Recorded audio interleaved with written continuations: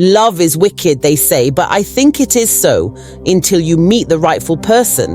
Let me tell you how mine started. My name is Adaobi, born and raised in Lagos.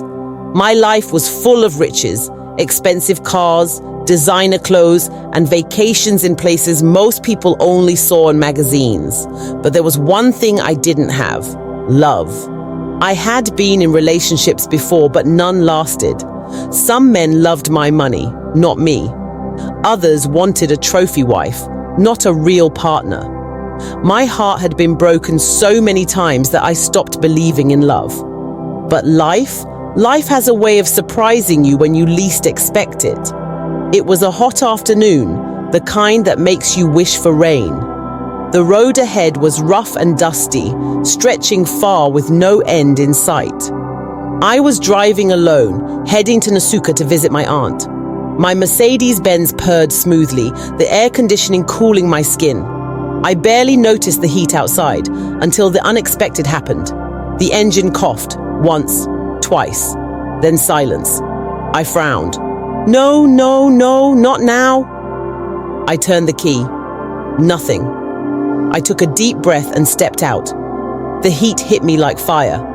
Sweat trickled down my back as I stared at my car. I didn't know the first thing about fixing an engine. I looked around. The road was empty, no cars, no people. Just the sound of birds and the whisper of the wind.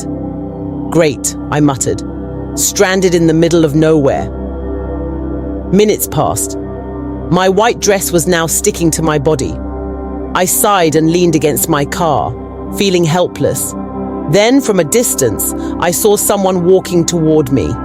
A man. He was dressed in faded jeans and a shirt that had seen better days. His feet were covered in dust, his face glistening with sweat.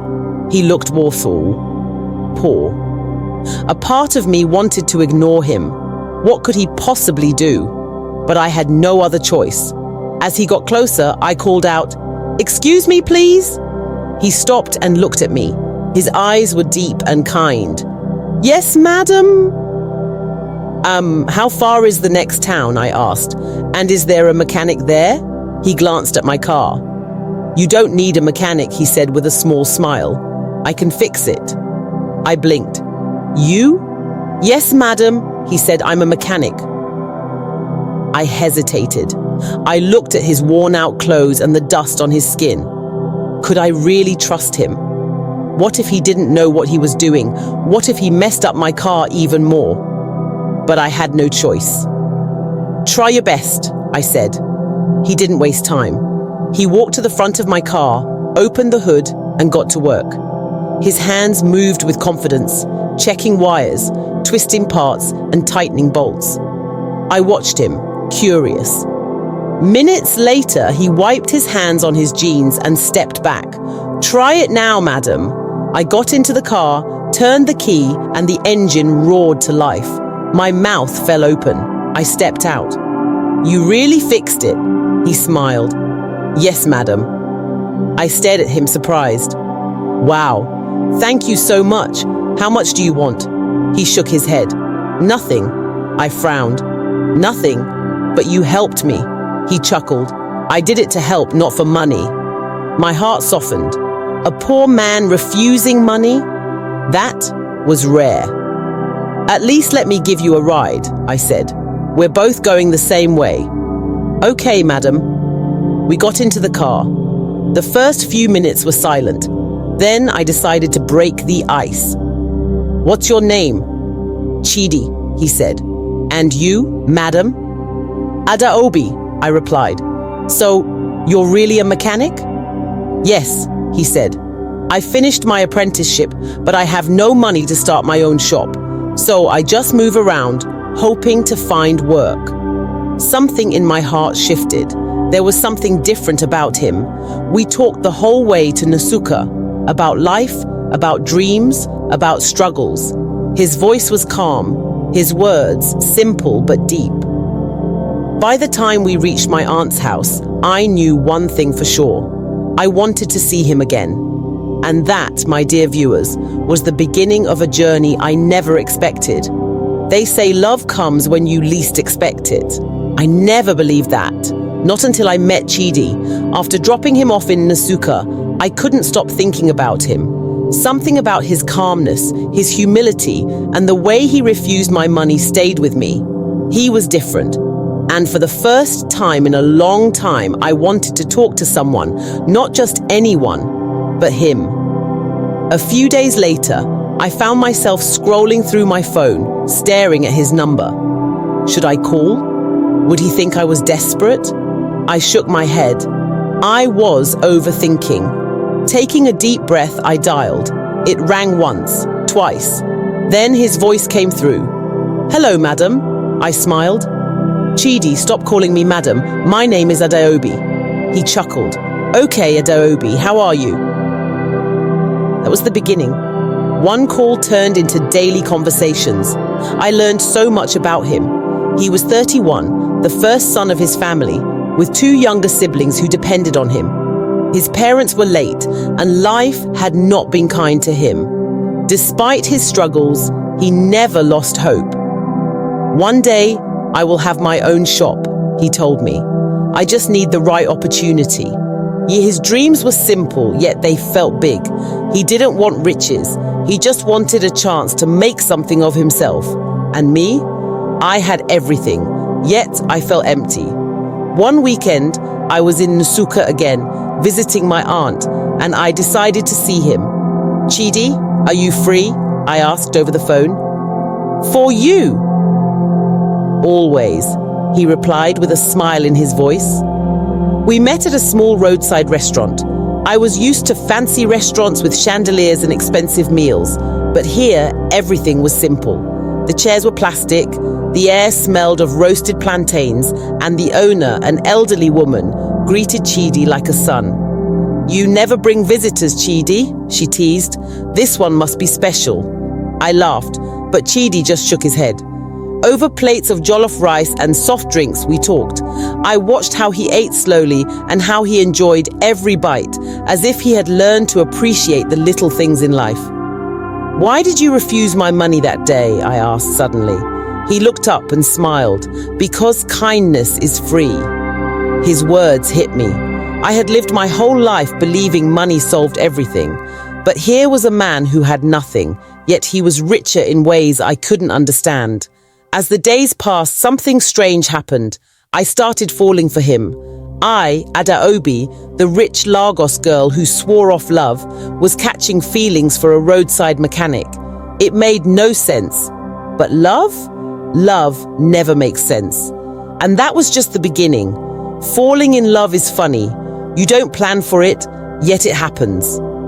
I found myself thinking about Chidi all the time.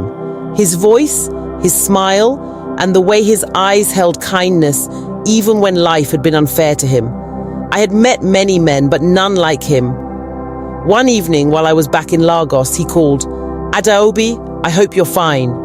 "I'm fine, Chidi, just missing Nasuka, and maybe someone there," I teased. He laughed. "I wonder who that could be." "You should come to Lagos," I blurted out before I could stop myself. There was silence. I held my breath. Did I say too much? "Lagos? Ah, that place is not for people like me," he finally said. "What do you mean people, or do you mean people like you? Big city, big men. I am just a roadside mechanic."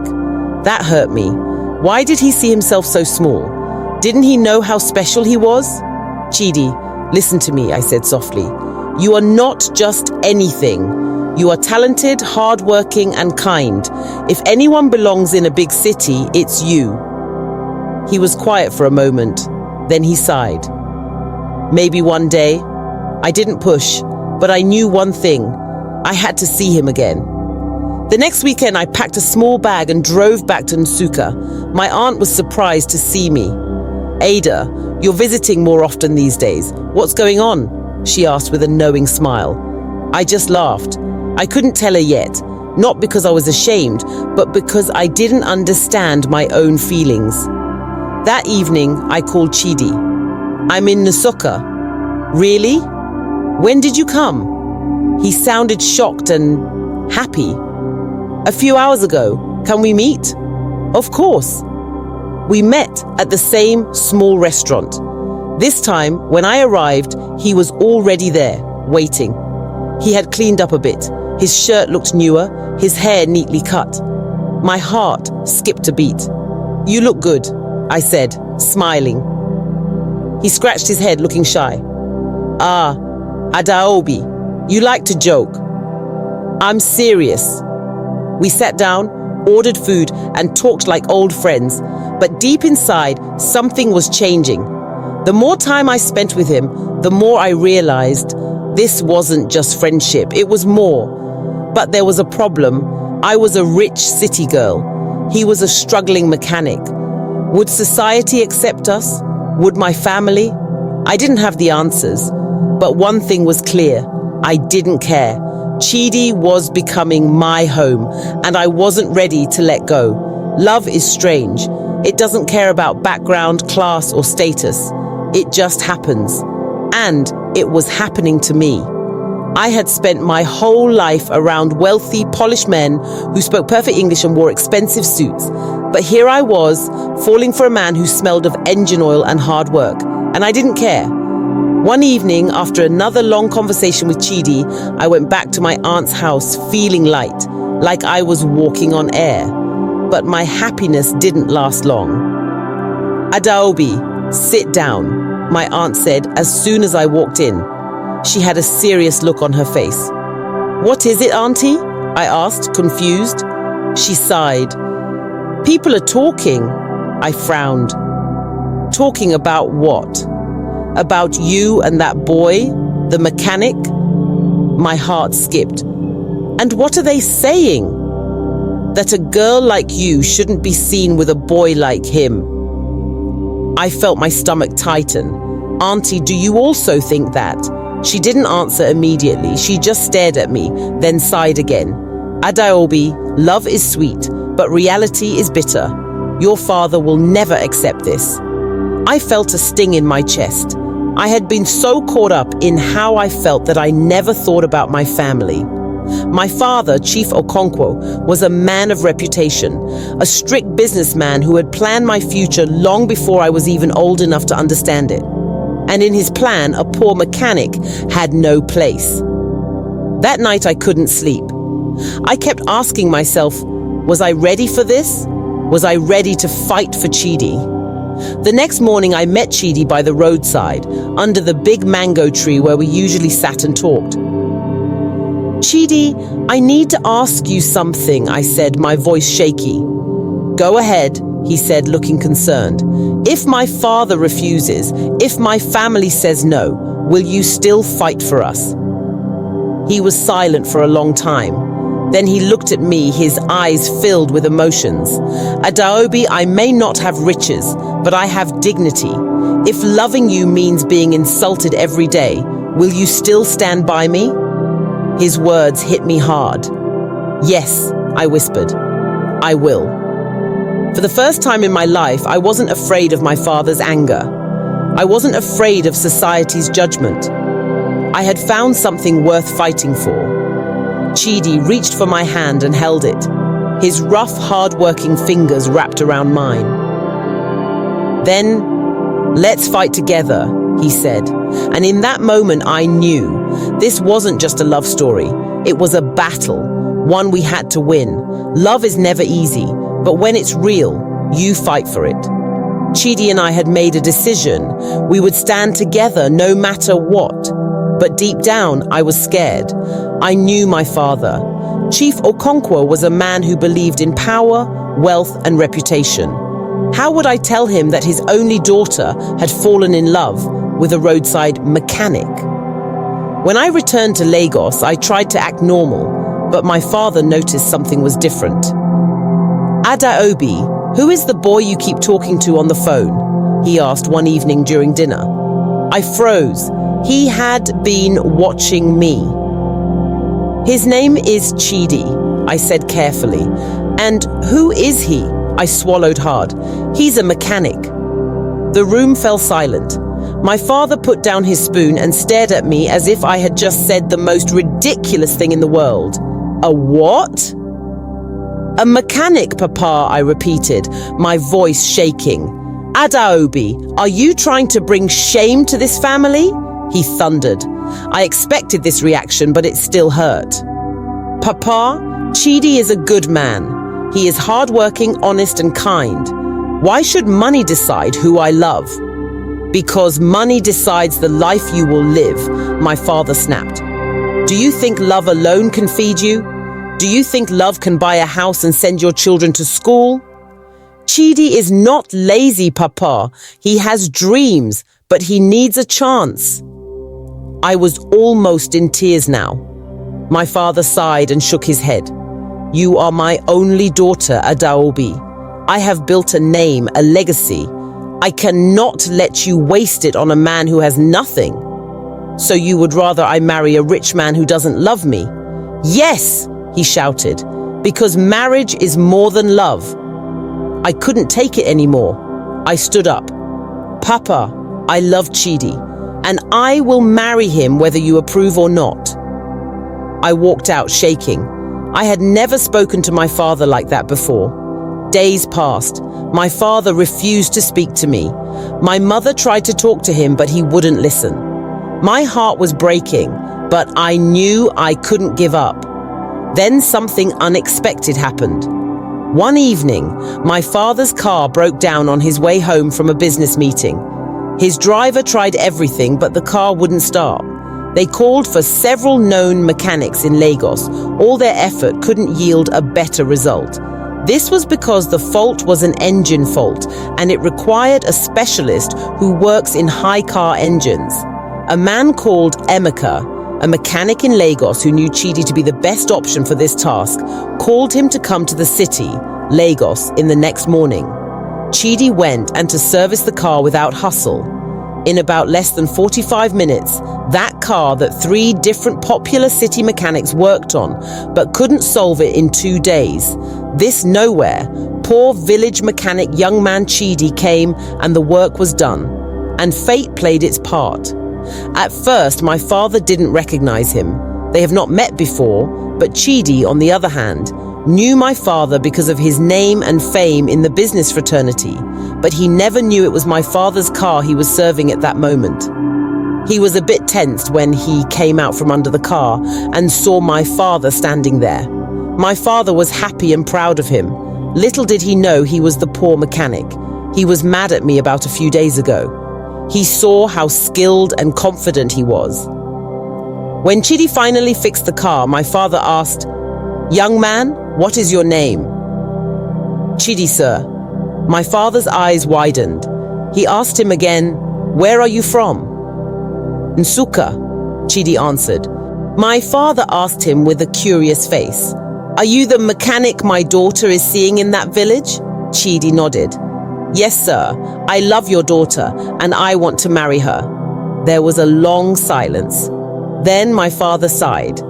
"Come to my house tomorrow," he said. "Let's talk." That meeting changed everything. My father saw Chidi for who he really was, not just a poor mechanic, but a man of dignity, respect, and ambition.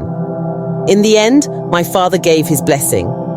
Chidi and I got married in a beautiful traditional wedding, and with my support, he opened his own mechanic shop.